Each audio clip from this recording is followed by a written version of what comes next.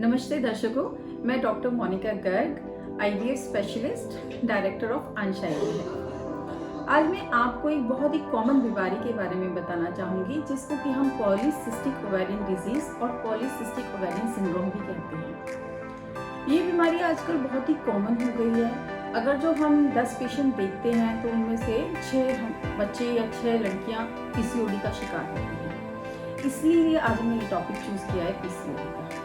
अब आज हम ये डिस्कस करेंगे कि ये होता क्यों है, होता क्या है, इसका बॉडी पे क्या इफेक्ट्स होता है और इसका क्या ट्रीटमेंट मार्केट में अवेलेबल है। तो सबसे पहली बात ये PCOD क्या होता है। इसके लिए हमें हमें अपना साइकिल समझना पड़ेगा कि जो एक एक्सिस होती है, जो ब्रेन से कुछ हार्मोन सिक्रीट होते हैं, फॉलिकल स्टिमुलेटिंग हार्मोन और ल्यूटिनाइजिंग हार्मोन, जब वो अंडेदानी मतलब ओवरी पे काम करते हैं तो 14th डे एक ओवर रिलीज होता है और वो ओवर अगर जो फर्टिलाइज हो जाता है स्पर्म से तो प्रेगनेंसी आ जाती है। अगर जो वो फर्टिलाइज नहीं होता तो मेंसेस आता है। अगर जो ये हार्मोन्स इम्बैलेंस हो जाए, बॉडी में ल्यूटिनाइजिंग हार्मोन ज़्यादा हो जाए FSH से, तो वो ओवर रिलीज नहीं है। उससे क्या होता है कि बहुत सारे छोटे छोटे फॉलिकल्स अंडेदानी में पनपने लगते हैं, जिसको कि हम फॉली कहते हैं। फॉली मतलब बहुत सारे, सिस्टिक मतलब वो फॉलिकल जो छोटे छोटे हैं, रसौली टाइप के, सिस्ट टाइप के दिखते हैं।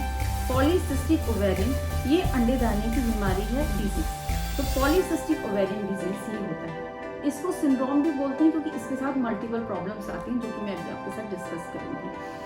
तो इसमें मेन क्या है, क्यों हुआ, क्योंकि हार्मोन इम्बैलेंस हो गया। अब इन हार्मोन इम्बैलेंस का ये क्यों हुआ और ये हार्मोन बैलेंस का हमारी बॉडी पे क्या असर होना है। देखिए, मेंसेस का इरेगुलर होना, कि इस हार्मोन इम्बैलेंस की वजह से मेंसेस इरेगुलर हो जाते हैं। तो हमारे पास जो बच्चे 16, 17, 18 साल के, 20 साल के आते हैं, वो इसी कंप्लेंट से आते हैं कि हमारे मेंसेस 3-3, 4-4 महीने पे आ रहे हैं और जब आते हैं तो बड़ी हैवी ब्लीडिंग होती है। तो सबसे पहला कि मेंसेस का इरेगुलर होना, उसकी वजह से पेशेंट हमारे पास आता है। दूसरा, इनफर्टिलिटी, कि बच्चा होने में प्रॉब्लम होनी, क्योंकि ये जो LH और FSH हार्मोन है, इसकी रेशो अपोजिट हो गई। इसकी वजह से कोई भी एग या कोई भी oocyte रिलीज नहीं हो रहा, वो इतना बड़ा नहीं हो पा रहा कि वो बच्चा बना सके। इसलिए इनफर्टिलिटी की प्रॉब्लम भी PCOD के पेशेंट्स में आती है। दूसरा, इस प्रॉब्लम में जो टेस्टोस्टेरोन लेवल्स है, जो मेल हार्मोन है, वो बॉडी में इंक्रीज हो जाता है।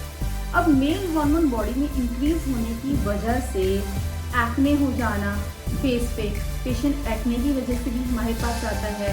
स्किन का बहुत ज़्यादा ऑयली हो जाना, या फिर नेक के रीजन पे ब्लैक कलर की लाइन का हो जाना, हाइपर पिगमेंटेशन का हो जाना, बॉडी पे ज़्यादा हेयर्स हो जाना, कि फेस पे बहुत ज़्यादा हेयर है, पेट पे बहुत ज़्यादा हेयर है, या फिर लेग्स पे बहुत ज़्यादा हेयर्स का हो जाना। इसलिए ये जब सिम्टम्स हैं जो PCOD में मिलते हैं, तो उसकी वजह से भी पेशेंट हमारे पास आते हैं। तो हमारा एक हो गया हमारा कि क्यों हुआ, क्योंकि हार्मोन इम्बैलेंस हो गया। इसमें क्या हुआ, एक मेल हार्मोन टेस्टोस्टेरोन इंक्रीज हो गया, FSH LH का रेशो ऑपोजिट होने से इनफर्टिलिटी हो गई, एंड थोड़ा ब्यूटी में प्रॉब्लम आने लगी, फेशियल हेयर्स की वजह से पेशेंट को मेंसेस इरेगुलर होने लगे।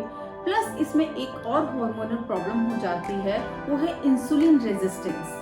मतलब जो इंसुलिन जो यूज कर रही है ग्लूकोज को, वो यूज नहीं हो पा रहा है और उसकी वजह से वो सारा का सारा बॉडी में फैट की तरह जमा हो रहा है, तो वेट गेन होना। तो इस प्रॉब्लम में हमारी एक प्रॉब्लम और हमारे सिम्टम्स में आ जाती है कि पेशेंट का वेट गेन होता है। अब अगर जो पेशेंट का वेट गेन होता है तो हार्मोन और इम्बैलेंस होता है, तो PCOD और वर्स हो जाती है और भी खराब हो जाती है। तो ये वाइस वर्सा हो गया, वेट गेन होना फिर PCOD का और बढ़ जाना। तो ये बड़ी प्रॉब्लम की बात है। अब इसका क्या ट्रीटमेंट किया जाए, क्या सोल्यूशन है इसका, और ये सब इतना आजकल कॉमन क्यों है। पहले इतना PCOD नहीं मिलता था, लेकिन आजकल 10 में से 6 हमारे पास पेशेंट PCOD क्या है। क्या रीजन है? देखिए, रीजन है लाइफस्टाइल, मॉडर्न लाइफस्टाइल का भी एक बहुत बड़ा रोल है PCOD में। मॉडर्न लाइफस्टाइल में जैसे कि बहुत ज़्यादा देर तक हमारा TV देखना या मोबाइल से बैठना रात को, एक्सरसाइज ना करना, कोई फिजिकल एक्टिविटी नहीं है, या बच्चे आजकल के पढ़ लिए या फिर अपना मोबाइल देखा, ये सब चीज़ें जो हैं, जंक फूड का ज़्यादा खाना, उससे ओबेसिटी की प्रॉब्लम आ रही है और ओबेसिटी की वजह से हार्मोन इम्बैलेंस हो रहा है। तो जो आजकल का मॉडर्न लाइफस्टाइल है, इसे हम कह सकते हैं कि ये वन ऑफ द फैक्टर जो पीसीओडी को राइज कर रहा है। प्लस हम जेनेटिक फैक्टर, कुछ पेशेंट्स में जेनेटिक फैक्टर भी पाए गए हैं कि ये उनकी मदर्स को था तो अब उनको भी ज़्यादा है। तो ये एनवायरमेंटल फैक्टर, लाइफस्टाइल फैक्टर और जेनेटिक फैक्टर्स मिला के अब किसमें कौन सा फैक्टर पीसीओडी कर रहा है, ये तो हमारा जान पाना बहुत मुश्किल है। लेकिन पीसीओडी का डायग्नोसिस और ट्रीटमेंट इतना मुश्किल नहीं है। तो सबसे पहले ट्रीटमेंट के तौर पे मैं आपको यही बताना चाहूँगी, सबसे पहला हमारा ट्रीटमेंट जो कि सबसे ईजी है और आप घर पे कर सकते हैं, वो है लाइफस्टाइल मॉडिफिकेशन, कि अपना लाइफस्टाइल को हेल्दी कीजिए। लाइफस्टाइल हेल्दी करने में आपने जल्दी सोना है, ज़्यादा मोबाइल पे नहीं बैठना, जल्दी उठना है, जल्दी उठ के आपने 1 घंटा एक्सरसाइज ज़रूर करनी है, जिससे कि आपका वेट बैलेंस रहेगा।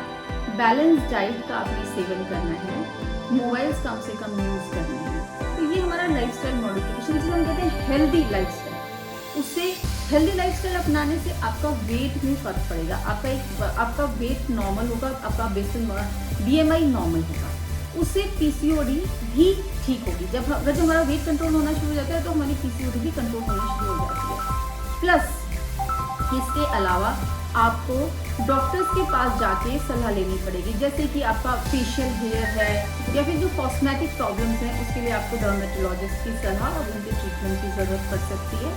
अदरवाइज ये इनफर्टिलिटी है या आपकी मेंसेस की प्रॉब्लम है, उसके लिए आपको डॉक्टर के पास जाना पड़ेगा। इस प्रॉब्लम को आपको इग्नोर नहीं करना चाहिए, क्योंकि ये प्रॉब्लम अपने आप नहीं ठीक होती है, इसके लिए आपको हेल्प लेनी ही पड़ेगी डॉक्टर के पास जाके। अब बहुत कॉमन क्वेश्चन है कि मैडम ये किस एज में होता है? ये 15 ईयर से लेकर मेनोपॉज तक पाया जाता है। अलग अलग एज ग्रुप में इसके अलग अलग सिम्टम्स हैं, जैसे कि अनमैरिड वीमेन है, वो हमारे पास आती है इसलिए कि मेंसेस की रेगुलर हैं या हेयर ज़्यादा हैं। जो मैरिड वुमेन आती है यंग एज में, तो वो हमें हमारे पास इसलिए आती है कि मेरे को बच्चा नहीं हो रहा, हमारे को इनफर्टिलिटी की प्रॉब्लम आ रही है। और जो थोड़ी सी बड़ी उम्र की फीमेल है 30-35 साल की, उसमें हमारे को कैंसर भी पाया जा सकता है, अगर जो अनट्रीटेड पीसीओडी हो तो मेरी यही सलाह है कि पीसीओडी से घबराएं नहीं, इसका ट्रीटमेंट मौजूद है।